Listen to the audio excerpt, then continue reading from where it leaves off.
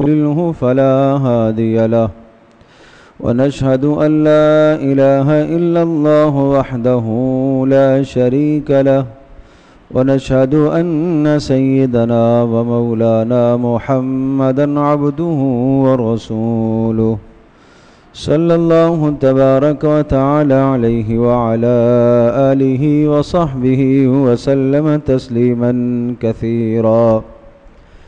أما بعد فأعوذ بالله من الشيطان الرجيم. بسم الله الرحمن الرحيم. يا أيها الذين آمنوا كتب عليكم الصيام كما كتب على الذين من قبلكم لعلكم تتقون أياما معدودات فمن كان منكم مريضا أو على سفر فعدة من أيام أخر وعلى الذين يطيقونه فدية طعام مسكين فمن تطوع خيرا فهو خير له وأن تصوموا خير لكم إن كنتم تعلمون. صدق الله مولانا العظيم. رب اشرح لي صدري ويسر لي أمري واحلل عقدة من لساني يفقه قولي. اللهم صل على محمد وعلى آل محمد كما صليت على إبراهيم وعلى آل إبراهيم إنك حميد مجيد. اللهم بارك على محمد وعلى آل محمد كما باركت على إبراهيم وعلى آل إبراهيم إنك حميد مجيد. گرامی قدر حاضرین و سامعین، اللہ تبارک و تعالی نے اپنے گناہگار بندوں کو اپنے دربار میں آنے اور اپنی ذات عالی کی طرف پلٹنے کے بہت اہم مواقع عطا فرمائے ہیں۔ ہر وقت اللہ کی جانب سے بندے کے لیے توبہ کا دروازہ کھلا ہوا ہے۔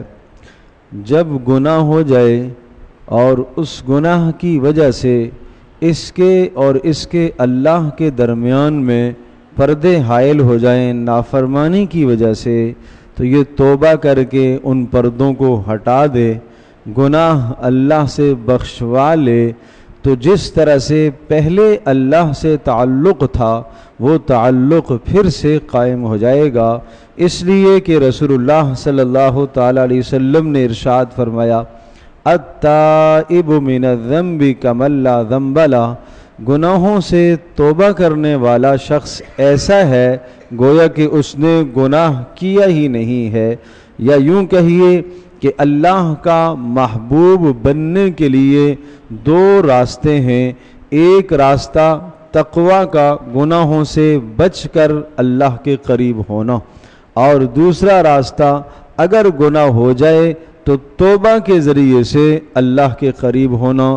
دونوں راستے انسان کو اللہ کے قریب کرتے ہیں، گناہ سے بچنے کا راستہ بھی اور گناہ کرنے کے بعد توبہ کرنے کا راستہ بھی انسان کو اللہ کے قریب کرتا ہے۔ اب گناہ سے بچنے والی جو بات ہے، اس راستے پر آدمی کیسے چلے کہ گناہ کم سے کم زندگی میں ہوں اور گناہوں سے بچ سکے، اس کے لیے اللہ نے رمضان المبارک کا مہینہ بھیجا ہے۔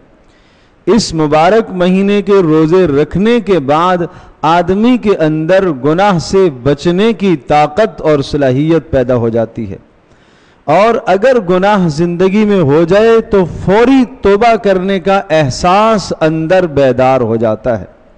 گویا کہ اس مبارک مہینے میں پہلی مشق تو یہ ہے کہ آدمی گناہوں سے بچ سکے، اور دوسری مشق یہ ہے کہ اگر گناہ ہو جائے تو بغیر توبہ کے آدمی کو چین نہ آئے، بے سکون ہو جائے، احساس اندر گناہ کا بیدار ہو، یہ رمضان المبارک کا مقصد ہے.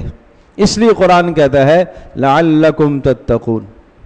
روزے اس لیے فرض کیے گئے تاکہ تمہارے اندر گناہوں سے بچنے کی طاقت پیدا ہو جائے، اور اگر گناہ ہو جائے تو فوری توبہ کرنے کا احساس بیدار ہو جائے.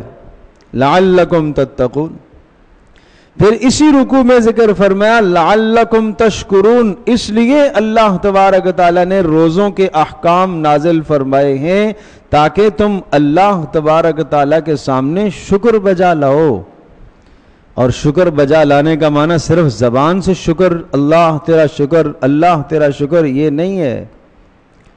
شکر اصل یہ ہے کہ انسان کو جو اللہ نے نعمتیں دی ہیں ان نعمتوں کو ان مصرف میں استعمال کرے جن مصارف کے لیے اللہ نے وہ نعمتیں عطا فرمائے. مال صحیح خرچ ہو یہ مال کا شکر ہے، آنکھ صحیح استعمال ہو یہ آنکھ کا شکر ہے، ہاتھ صحیح استعمال ہو یہ ہاتھ کا شکر ہے، زبان صحیح استعمال ہو یہ زبان کا شکر ہے. اس لیے فرمایا لعلکم تشکرون. پھر لعلہم یرشدون. اس لیے روزوں کا حکم آیا ہے تاکہ تمہارے اندر رشد اور ہدایت کی صفت پیدا ہو جائے.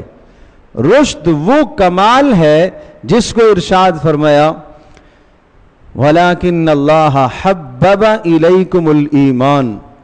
رشد اس کو کہتے ہیں کہ ایمان آدمی کو محبوب بن جائے. نمبر 2، اسلام سج جائے، سر سے لے کر پیر تک جسم میں اسلام سجا ہوا ہو، دیکھنے سے پتہ چلتا ہو یہ مسلمان بندہ جا رہا ہے، معاملات سے پتہ چلتا ہو کہ یہ مسلمان آدمی ہے، اس کے معاملات صاف ہیں، یہ رہن سہن میں صاف آدمی ہے. یہ رشد و ہدایت ہے. اور وَكَرَّهَ إِلَيْكُمُ الْكُفْرَ والفسوق والعصیان. اور رشد کی صفت جب حاصل ہوتی ہے کہ کفر تمہارے نزدیک ناپسندیدہ ہو جائے، فسق اور فجور تمہارے نزدیک ناپسندیدہ ہو جائے، ظلم تمہارے نزدیک ناپسندیدہ ہو جائے، اپنے عزیز رشتہ دار قریبی جس کے ساتھ مزاج نہیں ملتا، جس کے ساتھ لڑائی چل رہی ہے، اس پر بھی ظلم ہوتا ہوا دیکھا تو اندر سے افسوس ہو. یہ ایمانی طاقت ہے، نہیں ہونا چاہیے تھا. اور اگر اندر سے خوش ہو رہا ہو تو معنی یہ ہے کہ یہ رشد کی صفت سے محروم ہے. دل میں خوش ہو، ٹھیک ہوا، اس کے ایسا ہی ہونا چاہیے تھا. یہ رشد نہیں ہے. اس کا مطلب یہ ہوا کہ یہ ظلم کو پسند کر رہا ہے، یہ فسق اور فجور کو پسند کر رہا ہے، یہ نافرمانی کو پسند کر رہا ہے. تو اس لیے روزے کا مقصد سمجھایا لعلہم یرشدون، تاکہ رشد کی صفت اللہ تمہیں عطا کرے. اور رشد میں نے عرض کیا ایمان دل میں محبوب ہو جائے، اسلام جسم میں سج جائے، کفر ناپسند ہو جائے، ظلم ناپسند ہو جائے، اور اسی طرح سے فسق اور فجور آدمی کے نزدیک ناپسند ہو جائے. یہ 5 خوبیاں آ جائیں تو یہ رشد ہے. اور روزے سے یہ 5 خوبیاں حاصل ہوتی، روزے سے یہ 5 خوبیاں حاصل ہوں گی. روزے سے شکر کا جذبہ پیدا ہوتا ہے، روزے سے گناہوں سے بچنے کی طاقت پیدا ہوتی ہے، روزے سے گناہ ہونے کے بعد فوری توبہ کا احساس پیدا ہو جاتا ہے اور بیدار رہتا ہے. یہ روزے کے فوائد ہیں. لیکن میرے عزیز دوستوں اور بزرگوں، یہ فوائد کیسے حاصل ہوں؟ اس لیے اس مبارک مہینے میں، رمضان المبارک کا مہینہ جو بالکل قریب آ چکا ہے، انشاءاللہ ثم انشاءاللہ رمضان شروع ہوتے ہی بلکہ آج سے ہی 5 کاموں کا اہتمام ہم کریں گے. 5 کاموں کا اہتمام.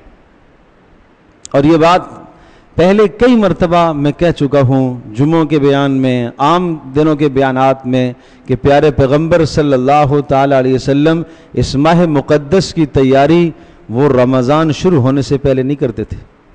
1 دن پہلے نہیں کرتے تھے، 2 دن پہلے نہیں کرتے تھے، بلکہ رجب سے شروع کرتے تھے. شعبان کا مہینہ تیاری میں گزرتا تھا، رجب کا مہینہ رمضان کی تیاری میں گزرتا تھا. اور آج 1 دن رہ گیا، 2 دن رہ گئے، ہم نے اب تک کوئی تیاری نہیں کی۔ پیارے پیغمبر صلی اللہ علیہ وسلم نے کتنا انتظام اور اہتمام فرمایا۔ تو 5 اعمال کرنے ہیں۔ پہلا عمل روزہ ہے۔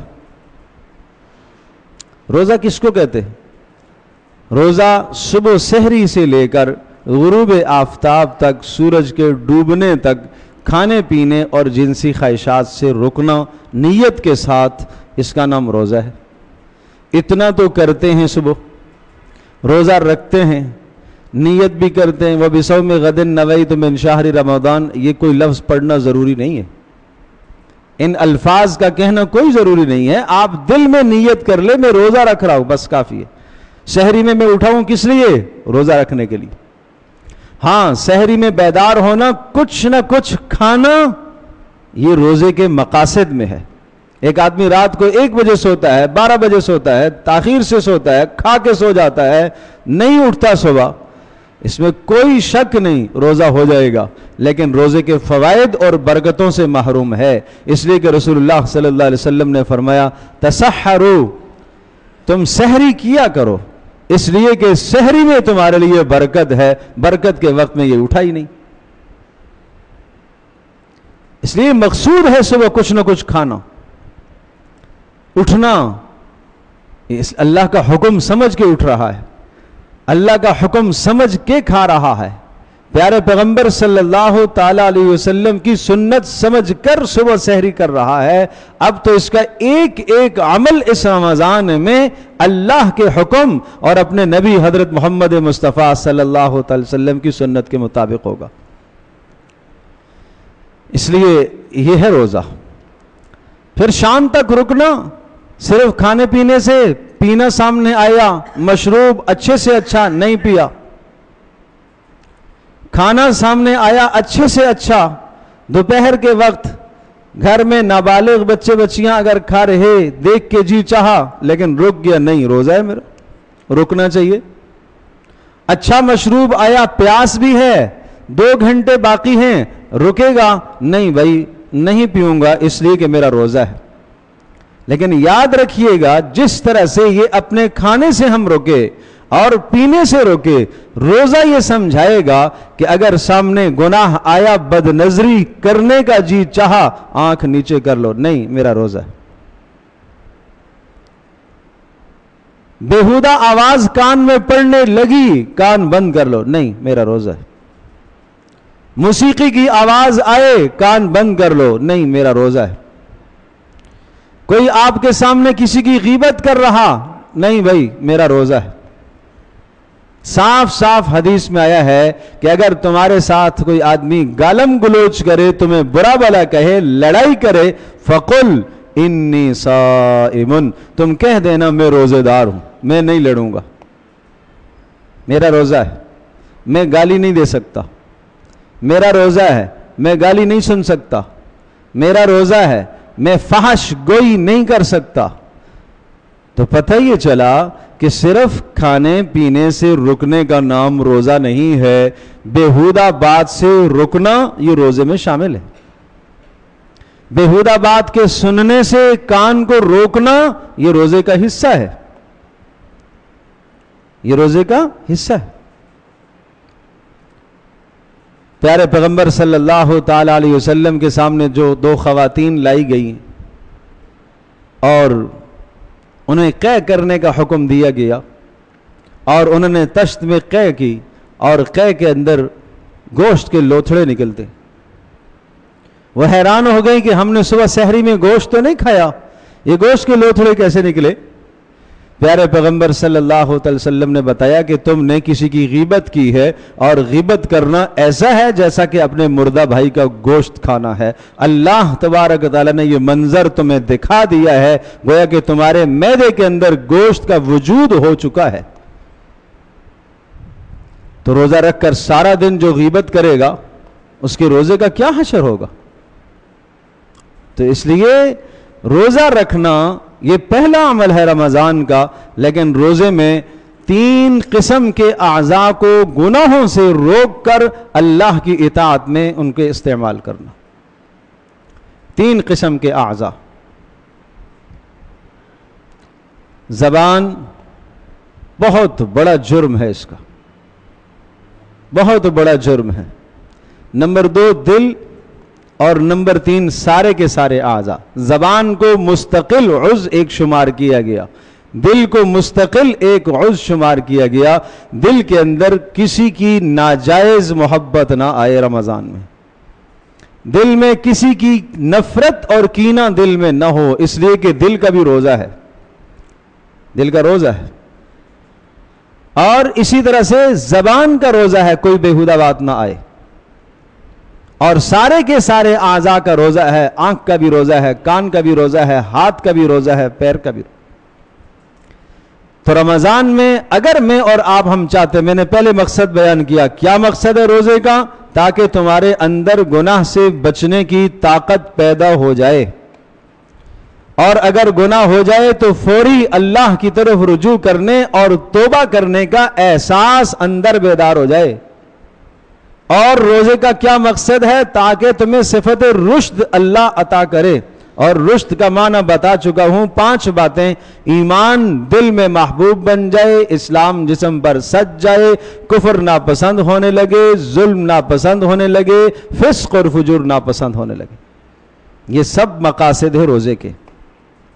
تو یہ کیسے حاصل ہوں گے؟ اس کے لیے پہلا عمل میں نے عرض کیا کہ وہ روزہ ہے، لیکن روزے میں 3 قسم کے اعضاء کو گناہوں سے روک کر اللہ کی اطاعت اور فرما برداری میں استعمال کرنا، تو تب جا کر روزہ بنے گا۔ ورنہ پیارے پیغمبر صلی اللہ تعالی وسلم نے ارشاد فرمایا ہے کہ کتنے صائم اور روزے دار ایسے ہیں جن کو سوائے بھوک اور پیاس کے کوئی فائدہ، کوئی مقصد روزے کا حاصل نہیں ہوگا، اس لیے کہ ان گناہوں سے نہیں بچایا۔ اور دوسرا عمل ہے ہماری زندگی میں جو انقلاب پیدا ہوگا اور ہماری زندگی اور ذات کی جو اصلاح ہوگی، وہ ہے قیام اللیل، رات کا قیام، جس کو نماز تراویح کہا گیا، جس کے پیارے پیغمبر صلی اللہ تعالی وسلم نے ارشاد فرمایا، من صام رمضان ایمانا و احتسابا، جس نے رمضان کے روزے ایمان اور ثواب کی امید کے ساتھ رکھے، اس کے گزشتہ گناہ معاف، اور جس نے راتوں میں قیام کیا ایمان اور ثواب کی امید کے ساتھ، اس کے بھی گزشتہ گناہ معاف۔ ہماری زبان پر یہ سوال اور یہ بحث آنا شروع ہو جاتی ہے، جی سنت ہے، جی فرض نہیں ہے تراویح، کیوں بحث کرتے ہو، کیوں ان ابحاث میں پڑھتے ہو؟ پیارے پیغمبر صلی اللہ تعالی وسلم کے صحابہ ان ابحاث میں پڑھے، ہر ایک نے دیکھا اللہ کے نبی نے یہ عمل کیا، مجھے کرنا ہے۔ پیارے پیغمبر صلی اللہ تعالی وسلم کی یہ منشا ہے، میں اس پر عمل کروں گا۔ رسول اللہ صلی اللہ تعالی وسلم کی یہ تمنا تھی کہ با جماعت ادا کی جائے۔ رسول اکرم صلی اللہ تعالی علیہ وسلم نے ایک دن عمل فرمایا، دوسرے دن عمل فرمایا، تیسرے دن عمل فرمایا، اپنی امت پر شفقت اور مہربانی تھی، یہ ڈر تھا کہ کہیں فرض نہ ہو جائے۔ آپ علیہ السلام اپنے حجرے میں تشریف لے گئے، وہاں شوق اور ذوق دیکھو، پہلے دن آپ نے پڑھائی، دوسرے دن ذرا تاخیر سے آئے کیونکہ مجمع زیادہ بڑھ گیا تھا، تیسرے دن اور تاخیر سے آئے، اور رات وقت گزر گیا تو آئے، کیوں؟ تاکہ نہ زیادہ لوگ آئیں، اس لیے کہ وحی نازل ہو رہی ہے، وحی کے نزول کا زمانہ ہے، ایسا نہ ہو فرض ہو جائے۔ تو آپ اندازہ کیجئے، ایک دن دوسرے دن اس سے بھی تاخیر کی، تیسرے دن اس سے بھی تاخیر کی، تیسرے دن پہلے دن سے زیادہ مجمع موجود تھا۔ کیوں؟ سمجھتے تھے کہ اس کی قدر و منزلت اللہ کے ہاں کیا ہے، اس پر ملنے والا کتنا اجر ہے۔ وہ یہ نہیں دیکھتے تھے کہ فرض ہے یا یہ نہیں، اللہ کے نبی نے یہ عمل کیا، اس پر ملے گا بہت کچھ، اس عمل کو ہمیں کرنا ہے۔ پھر یہ عمل، یہ نماز تراویح کا عمل، یہ اس وقت اس کا ثواب فرضوں کے برابر آیا ہوا ہے، اتنی اس کی قیمت بڑی ہوئی ہے، تو میں کیوں محروم رہوں اس سے؟ کاروبار کی وجہ سے نماز تراویح سے محروم رہے، دوستوں میں گپ شپ لگانے کی وجہ سے نماز تراویح سے محروم رہے، اور افطار کے بعد کھانے کے لیے دوستوں کی پارٹی کہیں دور نکل گئی اور اس وجہ سے نماز تراویح سے محروم ہوا، کتنی بڑی بد نصیبی ہے وہ. یہ کوئی کم بد نصیبی ہے، بہت بڑی بد نصیبی ہے. جو قرآن سننے سے محروم ہو گیا، ایک ایک حرف پر ہزاروں ہزاروں نیکیاں لوگوں کو ملی ہیں، اور یہ اس ہزاروں نیکیوں سے اپنے محلے میں یہ ساری نیکیاں حاصل کر سکتا تھا، ان نیکیوں سے یہ کیوں محروم رہا؟ دوستی کی وجہ سے، رات کو نائٹ میچ کھیلنے کی وجہ سے، کرکٹ کی وجہ سے، کسی اور بیہودہ دنیا کی مشغلے کی وجہ سے. کتنا بڑا اس نے اپنا نقصان کیا. اس لیے اپنی نسلوں کی فکر کرو. میں جو جوان دوستوں سے درخواست کروں گا، اسلام تمہیں کھیل سے نہیں روکتا، اسلام تمہیں ورزش کرنے سے، اپنی جسمانی طاقت بڑھانے سے نہیں روکتا. پیارے پیغمبر صلی اللہ تعالی وسلم نے فرمایا المؤمن القوی خیر من المؤمن الضعیف. طاقتور مسلمان کمزور مسلمان سے بہتر ہوا کرتا ہے، لیکن دونوں میں خیر ہے. لیکن کیا یہ مہینہ آیا روحانی طاقت کے بڑھانے کا، یہ مہینہ جسمانی طاقت کے بڑھانے کا نہیں ہے. اس مہینے میں روحانی طاقت بڑھے گی. کیسے؟ روزے سے. کیسے؟ رات کے قیام سے. ان ناشئۃ اللیل ہی اشد وطئا، اس لیے کہ رات کا قیام، نماز تراویح کا قیام، نماز تہجد کا اہتمام، رات کو اللہ کے سامنے کھڑے ہونا، اللہ کے سامنے ہاتھ پھیلانا، اس کا قرآن کیا فائدہ بیان کر رہا ہے؟ اشد وطئا، تمہارا نفس دبے گا، اس سے نفس مغلوب ہوگا، روحانی طاقت اوپر آئے گی، حیوانی طاقت نیچے جائے گی. ملائکہ، انسان، حیوان، تین بڑی مخلوقات ہیں. ملائکہ کا مزاج 100% اللہ کی بندگی اور عبادت ہے، ان میں معصیت اور نافرمانی نہیں ہے. حیوانوں کا مزاج 100% دنیا کی لذت، کھانا پینا سونا جاگنا، اپنی ضرورت کو پورا کرنا، بچے پیدا کرنا، ختم ہو جانا، یہ ہے حیوان.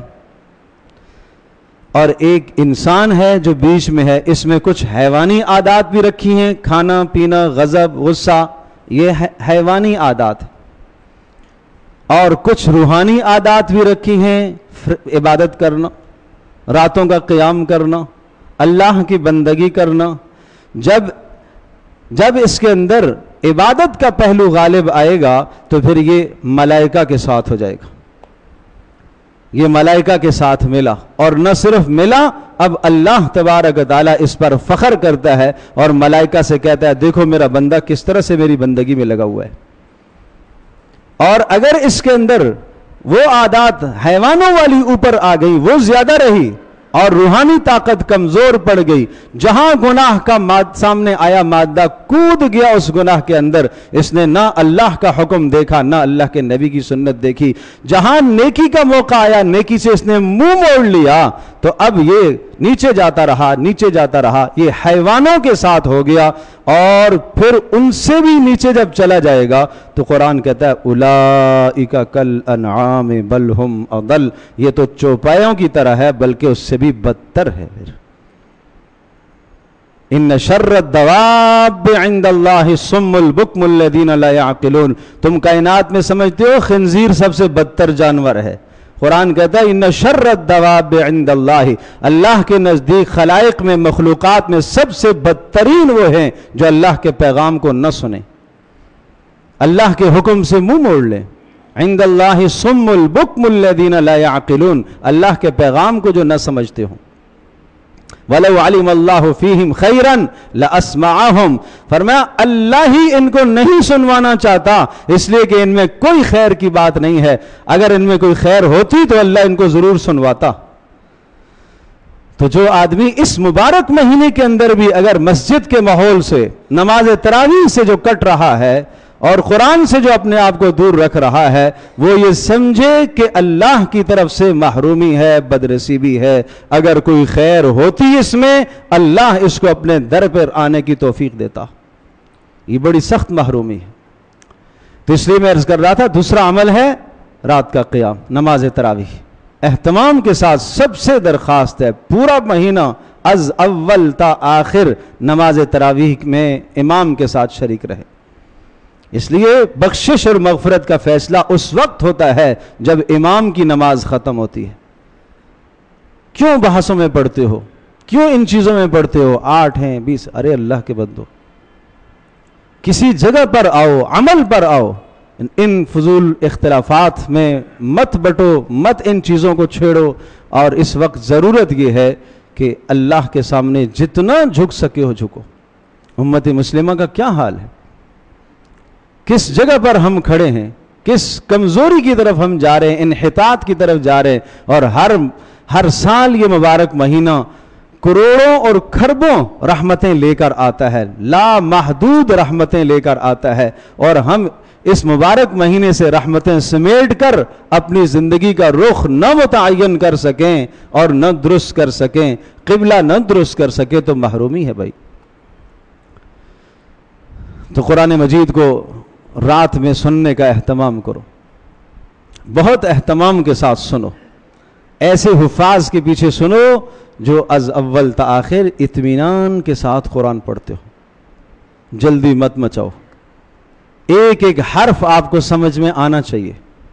ایک ایک حرف اگر سمجھ میں نہیں آ رہا، حافظ ایسا نہیں پڑھ رہا، حرف کی صحیح پہچان نہیں کر رہا اور حرف صحیح سمجھ میں نہیں آ رہے تو یقیناً اس کا پڑھنا خود گناہ ہے۔ ایسے کے پیچھے نماز کیسے ہوگی؟ صحیح لوگ تلاش کرو، تیز نہ تلاش کرو۔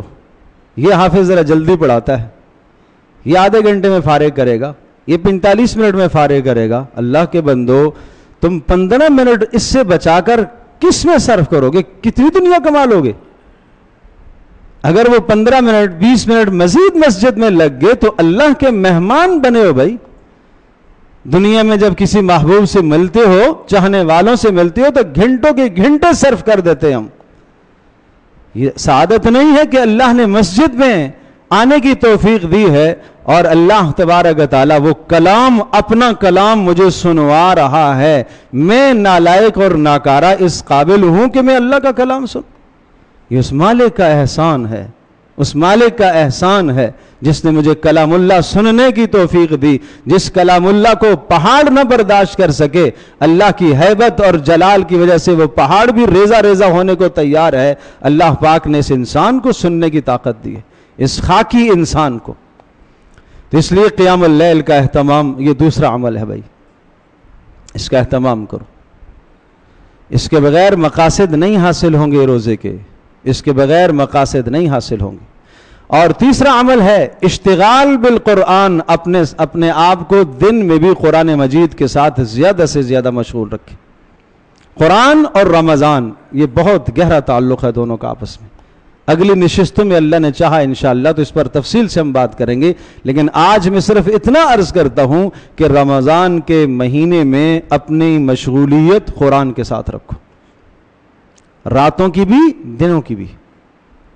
جتنا آپ کو وقت فارغ ملے، فرصت ملے، 5 منٹ ملتے ہیں، 10 منٹ آپ کو میسر آئے، قرآن کے ساتھ وقت گزارو۔ پیارے پیغمبر صلی اللہ تعالی علیہ وسلم کی مبارک زندگی میں یہ عمل رمضان میں نمایاں نظر آتا تھا۔ جبریل علیہ السلام تشریف لے آتے، پیارے پیغمبر صلی اللہ تعالی علیہ وسلم حضرت جبریل کے ساتھ قرآن کا دور فرماتے تھے۔ یہ رمضان میں اہتمام ہوتا تھا رسول اللہ صلی اللہ علیہ وسلم کا حضرت جبریل کے ساتھ دور کا اہتمام۔ یہ اشتغال بالقرآن، یہ سننا اور سنانا، یہ حضرت جبریل علیہ السلام اور پیارے پیغمبر صلی اللہ تعالی علیہ وسلم کا عمل ہے۔ میں اور آپ اس عمل سے کیوں محروم رہیں؟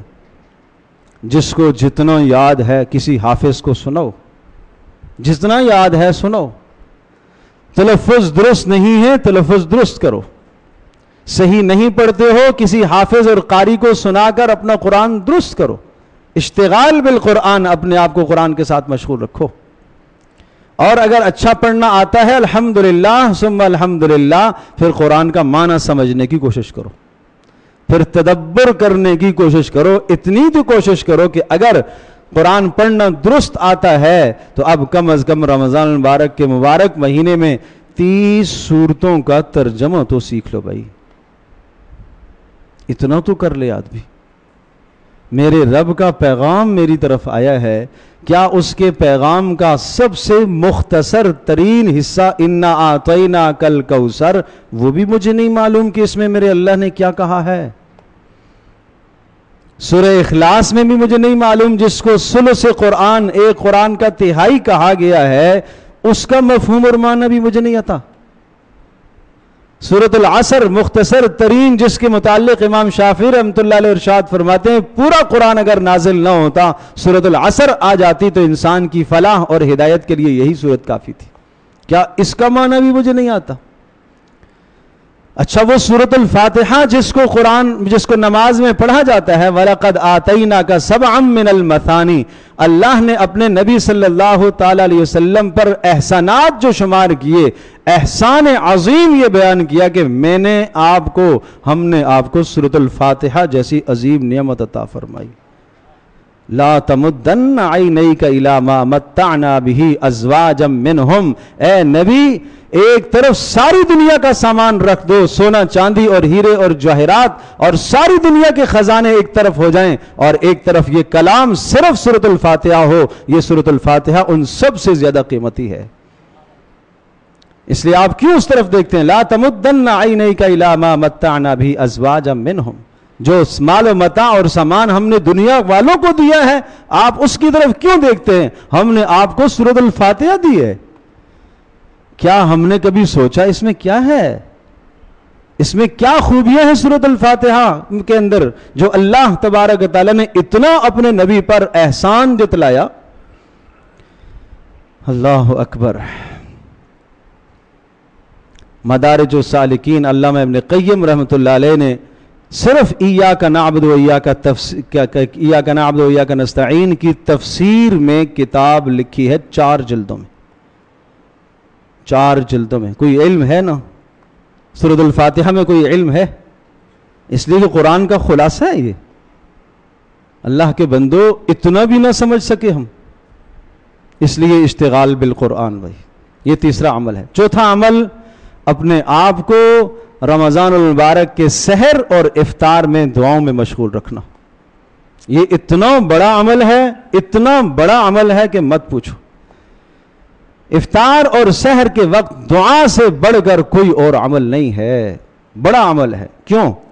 اللہ تبارک تعالیٰ سارے ملائکہ کو، یہاں تک کہ حملۃ العرش، عرش کے اٹھانے والوں کو بھی حکم دیتا ہے سب کاموں کو چھوڑ دو، جاؤ میرے بندوں کی دعاؤں پر جا کر آمین کہو. یہ روزے دار یہ سحر میں اور افطار میں یہ دعائیں کریں گے، جاؤ جا کر آمین کہو. اس لیے میرے عزیز دوستوں اور بزرگوں، رمضان میں سحر کا وقت دعا کا خاص وقت ہے. یہ اللہ کا بندہ اٹھا ہی اذان سے 5 منٹ پہلے دھکے دے دے کے اس کو اٹھایا اور جگایا، اور پھر کچھ پانی پیا، کچھ آدھا منہ میں رہا، آدھا حلق سے نیچے گیا، اذان شروع ہو گئی. اس روزے کا کیا فائدہ؟ یہ کیوں؟ کوئی اللہ پہ احسان کر رہا ہے؟ اللہ کے خزانہ میں کوئی رزق کی کمی آ گئی تھی کیا؟ اس لیے اہتمام فرماؤ، اہتمام فرماؤ. صبح صادق سے 1 گھنٹہ پہلے اٹھنے کا التزام و اہتمام کرو. خواتین کھانا پکانے کے لیے اٹھتی ہیں، آپ بھی اٹھ جاؤ، آپ اللہ کا ذکر کرو، تلاوت کرو، کچھ نوافل ادا کر لو، پھر دعاؤں میں مشغول ہو جاؤ. پھر سحری کا وقت، سحری میں آپ نے کھا پی لیا، ابھی 5 منٹ باقی ہیں، وہ 5 منٹ مت ضائع کرو کسی اور کام میں، مت موبائل دیکھنے میں ضائع کرو، مت نئی نئی اسکرینیں اور سب چیزوں کو دیکھنے میں اپنا وقت مت ضائع کرو. وہ دعاؤں کا وقت ہے. افطار کا وقت، یہ رمضان کے مہینے میں یہ افطار کے وقت یہ ٹی وی پر پتہ نہیں کیا کیا مصیبتیں اور کیا کیا چینل چلتے ہیں. یہ کیا ہے؟ یہ جو دعاؤں کا وقت تباہ کرنے کے لیے اور برباد کرنے کے لیے چلائے جاتے ہیں. اللہ کے بندو وہ وقت قبولیت کا ہے. 12 گھنٹے 13 14 گھنٹے نہیں کھایا نہیں پیا، اس کے منہ کی خوشبو اللہ کو پسندیدہ ہے، اس کے منہ کی خوشبو اللہ کو اچھی لگ رہی ہے. اللہ تبارک تعالیٰ فخر کر رہا ہے اس پر، لیکن یہ افطار کا وقت یہ لایانی میں لگا رہا ہے. اللہ نے ملائکہ کو کہا کہ جاؤ جا کے اس کی دعاؤں پر آمین کہو، اور ملائکہ تو چکر لگاتے ہیں، طواف کرتے ہیں، گھروں میں آ کے دیکھتے ہیں یہ تو دعا ہو ہی نہیں رہی ہے، یہاں کس پہ آمین کہیں.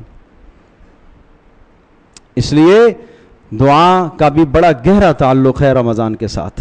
روزے کا، قرآن کا، دعا کا بڑا گہرا ربط ہے. تو افطار اور سحر میں اپنے آپ کو دعاؤں میں لگاؤ. اور آخری عمل، رمضان المبارک کے مہینے میں جب روزہ رکھا، کھانے سے اپنے آپ کو روکا، پینے سے اپنے آپ کو روکا، تھوڑا سا کھایا، ضرورت کے مطابق کھایا، ضرورت کے مطابق آرام کیا. یہ نہ کھانا، نہ پینا، نہ آرام کرنا، یہ کس کی صفات ہیں؟ ملائکہ کی. یہ ملائکہ کی طرح ہو گیا. یہ کس کی صفت ہے؟ یہ اللہ کی صفت ہے. نہ کھانا، اللہ سب کو کھلاتا ہے، خود کھانے سے پاک ہے. سب کو پلاتا ہے، خود پینے سے پاک ہے. سب کو سلاتا ہے، خود سونے سے پاک ہے. سب کو مارتا ہے، خود مرنے سے، موت سے، فنا سے پاک ہے. یہ اللہ کی صفات ہے. یہ بندہ اللہ کے قریب ہو گیا، اللہ کے قریب ہو گیا، ملائکہ کے قریب ہو گیا. اب رمضان کا آخری عشرہ آیا، اب اعتکاف کا حکم ہوا کہ اب کچھ وقت کے لیے، 10 دن کے لیے گھر کو بھی چھوڑ دو، بیوی بچوں کو بھی چھوڑ دو، سارے راحت اور آرام کو چھوڑ دو اور مسجد میں آ کر ڈیرا ڈال دو. مردوں کو حکم ہے کہ مسجد میں آ کے ڈیرا ڈال دو اور خواتین اپنے گھروں میں ڈیرے ڈالیں.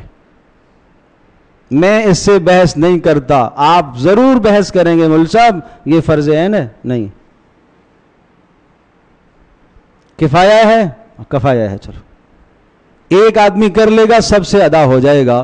لیکن کیا ایسا ہو سکتا ہے کہ اگر ایک علاقے کے اندر کوئی بڑا آدمی آ کر مال بانٹے اور یہ کہے کہ جناب 50 ہزار روپیہ میں دوں گا، بس ایک آدمی لے لے، سب کے لیے کافی ہو جائے گا؟ وہاں تو نہیں کریں گے ہم.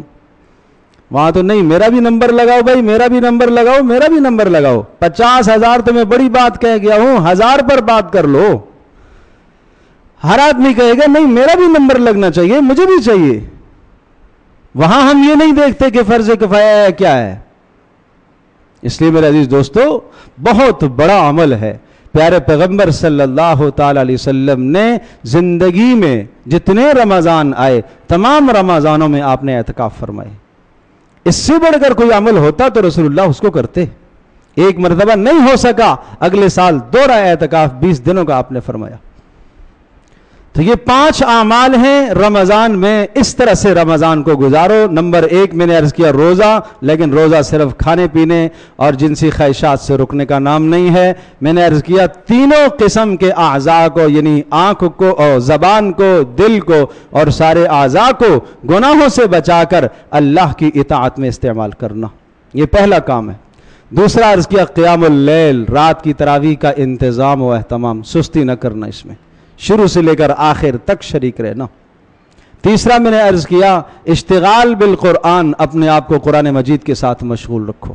دن میں بھی رات میں بھی قرآن پڑھنے کے ساتھ مشغول رکھو، سیکھنے کے ساتھ اپنے آپ کو مشغول رکھو، ترجمہ سمجھنے کے ساتھ مشغول رکھو، تدبر میں اپنے آپ کو مشغول رکھو. اشتغال بالقرآن، جیسے رسول پاک صلی اللہ علیہ وسلم کی مشغولیت قرآن کے ساتھ تھی رمضان میں، اسی طرح سے ہماری بھی مشغولیت ہونی چاہیے. اور چوتھی بات میرے عرض کی سحر افطار میں دعاؤں کا اہتمام. بھائی دعاؤں سے اپنے آپ کو پیچھے نہ رکھنا. کوئی دن، کوئی سحری، کوئی افطار میرا اور آپ کا خالی نہ ہو جس میں ہم نے اللہ کے سامنے ہاتھ نہ پھیلائے ہو. ارے کوئی نہیں مانگنا آتا، بھیک کے لیے جھولی پھیلا دو. اے اللہ مجھے مانگنا تو نہیں آتا، اے اللہ مجھے پتہ بھی نہیں ہے میری کیا ضروریات ہے، تو جانتا ہے نا، تو جانتا ہے مجھ سے زیادہ، تو میری ضروریات کو جانتا ہے. بس میں بھیک مانگنے کے لیے میں آ گیا ہوں. اپنے ہاتھوں کو پھیلا لو، جھولی اللہ کے سامنے پھیلا لو. کروڑوں رحمتوں کے ساتھ یہ مبارک مہینہ متوجہ ہے، اللہ کی رحمتیں متوجہ ہیں. اور آخری اور 5ویں بات میں نے عرض کی ہے کہ آخری عشرے کے اعتکاف کا اہتمام.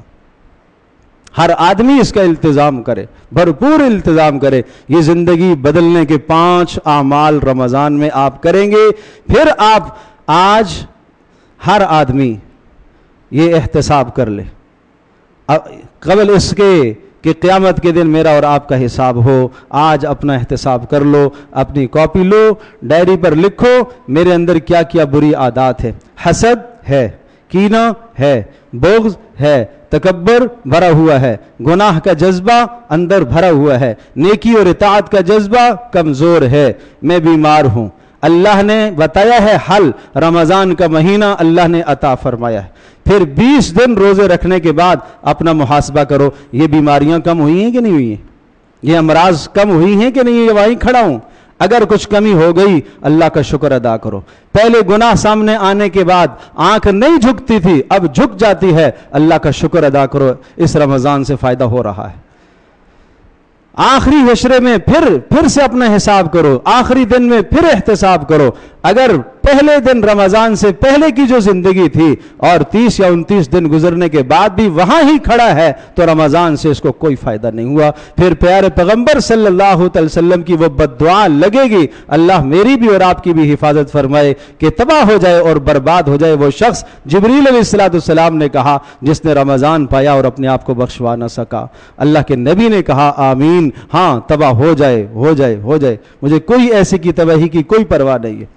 اس بد دعا سے اپنے آپ کو بچاؤ۔ اللہ مجھے بھی آپ کو ہم سب کو عمل کی توفیق عطا فرمائے۔